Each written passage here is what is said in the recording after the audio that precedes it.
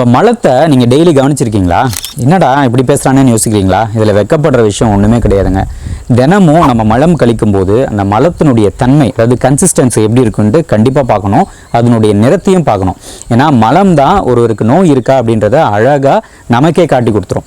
மலத்தினுடைய நிறத்தில் வேற்றுமை இருந்தால் பிரச்சனை, மலத்தினுடைய கன்சிஸ்டன்சியில் வேற்றுமை இருந்தாலும் பிரச்சனை. நம்ம முறையாக சாப்பிட்டோம்னா மலம் இலகலாக வெளியேறணும்.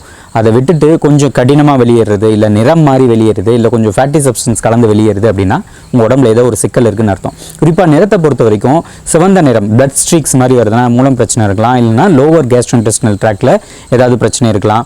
கருப்பு நிறமாக மலம் வருதுன்னா கோலானில் ஏதாவது ஒரு சிக்கல் இருக்குது அப்படின்ற அர்த்தம். ஒயிட் கலரில் மலம் வந்ததுன்னா அப்ஸ்ட்ரக்டிவ் ஜாண்டிஸ் மாதிரி பிரச்சனை இருப்பதற்கும் வாய்ப்பு இருக்குது. ஒவ்வொரு முறையும் மலம் கழிக்கும் பொழுது தினமும் உங்கள் மலத்தை கவனிக்க தவறாதீங்க. திரும்பவும் சொல்கிறேன், இது கூச்சப்படக்கூடிய விஷயம் கிடையாது. நம்மளுடைய உடல் ஆரோக்கியமா இருக்கா அப்படின்றத பார்க்கறதுக்கான கண்ணாடி தான் இந்த மலம்.